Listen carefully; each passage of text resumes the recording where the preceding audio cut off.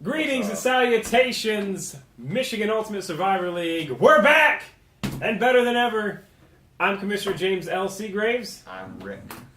He's co-commissioner. Actually, we're both co-commissioners, as luck would have it. Co. Anyway, this is our special off-season preview of the Michigan Ultimate Survivor League 2014. This is our third year doing it. Yep. And what we are doing here today is we're just going to introduce ourselves. This is kind of an introductory video for the new people who are in the league. We do these podcasts once a week during the season. There'll be one more preseason one as football season gets a little bit closer. Who are you sharing a Coke with there, bud? Oh, this is a cherry Coke. Oh, they don't share Cokes. You don't share these with anybody. Anyway, so we're going to go over some stuff for the new people, as well as some of the changes. If you're a savvy vet, there are a few changes that some are controversial, Richard. Anyway, wow. So, yes, quick introductions here for all the new people. I am James Seagraves. I am the greatest person who ever lived, and also the person who envisioned this league.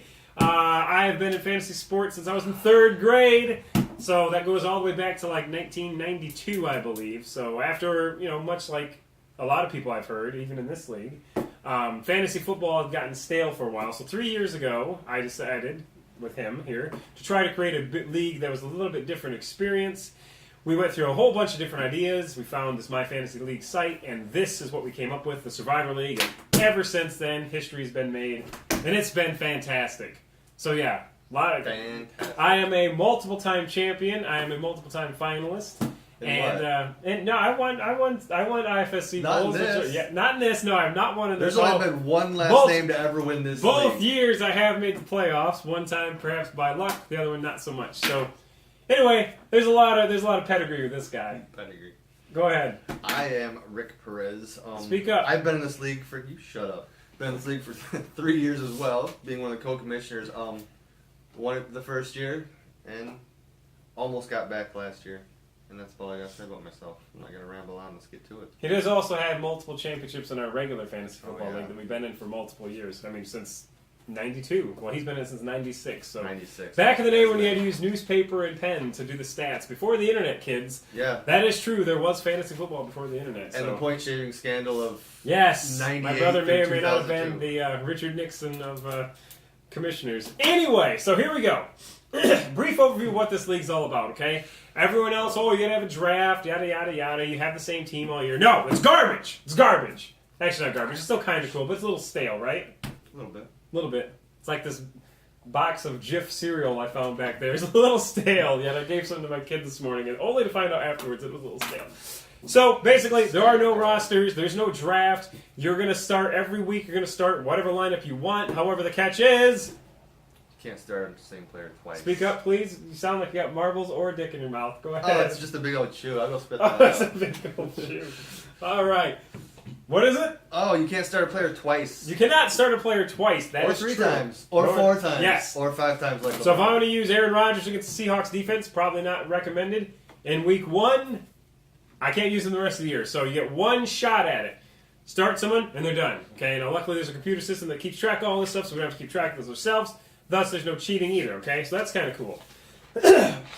What we have also going is that, normally you can only, because of this, normal leagues, prohibits them from having this many teams is that there's only so many quarterbacks to go around. There's only so many defenses to go around. For the love of Christ, there's 80 teams in this league probably this year. There's not even 80 teams in the real football league. So that's where we kind of come up with, it's possible, in fact it'll happen, that multiple teams can start the same person in 1 week, but it doesn't matter because there's so many teams. You go head-to-head against one team only, okay? So let's say I'm playing this guy, and let's say we both have Andy Dalton and a quarterback. Ooh. Yeah, they'll cancel each other out, but there's no way our rosters are going to be the same everywhere else. So that's why that works.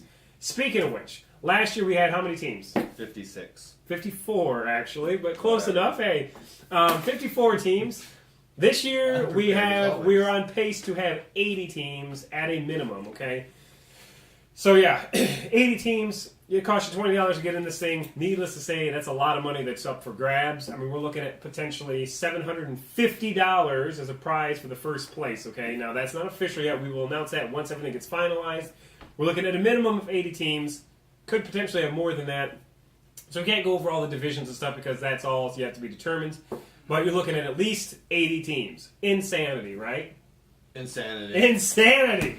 Absolutely. So now this is where if you're back to the league for multiple times, a few things. If you're new to the league, you want to check out the scoring system. There's a link on the Facebook page, which if you're not a member of the Facebook page, you need to be one, and also on the main page underneath the sweet King Asparagus graphic that I found that is going to be on there soon.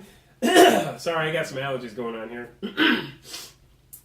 Changes to the league. Okay, now there's some controversial ones here, but we've been in the same league for a long time, and we've had basically the same, for lack of a better term, antiquated scoring, right? It's pretty much been the same. A few slight tweaks here and there, but not. We messed with IDPs. Well, give me a break. IDPs are useless. That was one of the 3 years I won. Yeah, well, whatever.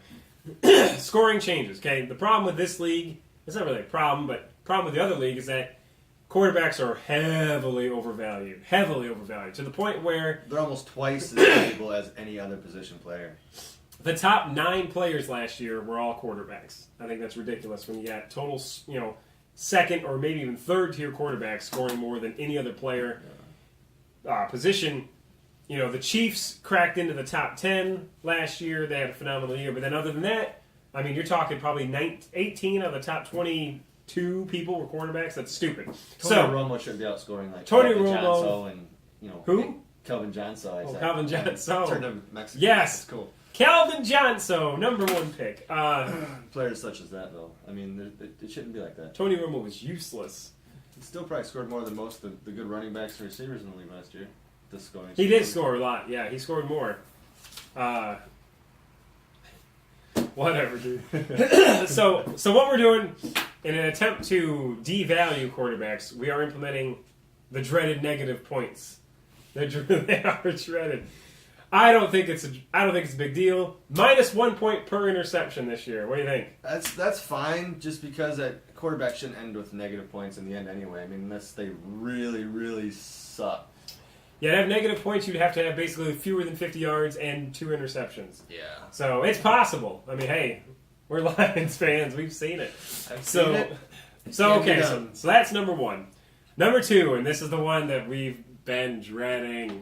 You've been dreading. I've been dreading. A lot of people have been for it, a lot of people have been against it, but that is, and I gotta argue, I gotta give this kid credit. Very rarely do I, give up on an argument, but after a multiple hour conversation last night, I've decided that we are in fact going to implement, I'll let you say this, I can't even say it. Oh, PPR, finally this year. Just to kind of remove the gap between quarterbacks and position players. Oh, man. Yes, it's true. What are you, like 90 or something, dude? You can't get with the times? I can't get with the times, no. I just don't, I've never been a fan of it, but whatever. I mean, the math makes sense. The quarterbacks are so overvalued. Other positions are so undervalued. We are bringing them up by instituting PPR, which for those total nubzillas stands for points per reception, in case you didn't know. And we had another discussion before we filmed this thing that whether it's worth a quarter of a point or a half of a point. Or a full point. Or a full point. Good Lord, no. Yes. We have compromised to say they're worth a half a point for reception. We'll see how it goes. I think it's going to work, honestly. Great. You'll love it. Pretty great. That line is actually trademarked. You can't say that unless you get exclusive permission from Dan Walter, by the way. It's his tag phrase. Who is a bitch and is not in this league this year. So if you're ever watching, he does watch our podcast, though. So if you're watching this one, Dan, thanks for being a biatch. Can I trade back my podcast so Dan Walter can't watch those? Maybe. I don't know. Anyway, that was awkward. Number 3, 2-point conversions are going to be scored. I heard a lot of complaints about this last year. Whoa, boy, 2-point conversions scored. To which my actual response was, they are. Only to find out that they weren't. So, hey, that was kind of stupid. Yeah. But now 2-point conversions are worth, ironically, a point. A point! They're not worth 2 points in our league. They're worth 1 point because, it's 3 yards. Whatever. Yeah. 3 yards, yeah. Nah. It's 3 yards. 3 yards. It's a carry in 3 yards. Is that worth a normal point any other time? No. Is it worth 2 receptions? Yeah. Okay, there you go. And then finally, and this is the one that we've always thought should be counted, but never was. I mean, going back to the days before the internet and before fantasy football became so mainstream. Okay. Blocked points, blocked field goals, and blocked extra points. There'd be no way to actually count them back in the day. Now we can do it. The technology is there. I say let's do it. They're worth 1 point each this year. So shall be done. this goes in addition to obviously all the other stuff that defensive scores, so they're going to bring them up a little bit. We're bringing running backs, receivers, and tight end up a little bit. We're bringing quarterbacks down a little bit, but they will still be the most valuable position, just not so overvalued it's insanity. That's true. Okay. What's the next thing we're going to talk about? Lineup changes, I would imagine. Lineup changes. You know what that means? That means that you can now change your lineup after the Thursday game. Holy smokes. Are you serious? I'm serious. I'm so serious. Right Okay, so he's so sincere.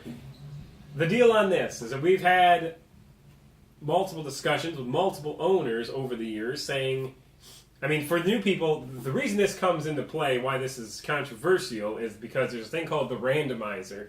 And the randomizer, basically, how it was before is the lineups are due on Thursday night with first kickoff. If you didn't get it in, then you had nobody starting, okay? Which is bad because if you're playing somebody that, let's say I'm playing Richard and I don't put my lineup in, he gets an automatic win, okay? That's now, not good. it'd be easy to collude and be like, well, I'm just not going to start a lineup. So you get an automatic win. Yeah. Or start a really bad lineup. Or start a really, well, you can still do that technically. Yeah, but if you knew someone wasn't starting, I'd be putting in. Oh, yeah, if you knew someone wasn't starting a line, you could put a Scott really bad Mitchell's lineup. still in the league. Come on. Hey, he's start on the him. Biggest Loser. Yeah, he is the biggest loser. He is. So anyway, the randomizer was designed to where you basically pluck from randomly, hence the name, all the scoring people in the league, like the top 40. So like you could get, Phillip Rivers, whoever. I don't know why I used him as an example, but point is, it made it so that you would not just start against an empty lineup. And then the controversy came out, well, why should I be penalized because some jackass can't make his lineup? I'm getting penalized for paying attention, he's getting a bonus for not, which is a legitimate argument, it is.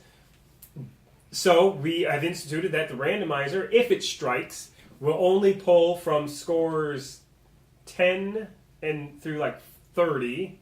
So they're not going to get the top scoring people in there, for one. So they will have somebody. They just get an average overall lineup. Yeah, they'll get an average lineup. They will not have some super lineup. Because last year we did have one super lineup made by the randomizer, and it totally doomed the person. And it was unfair to them, granted, but that's why they call it the randomizer. But the point is, it's not as big of a deal this year because of the fact that lineups are technically now due on Sunday, okay?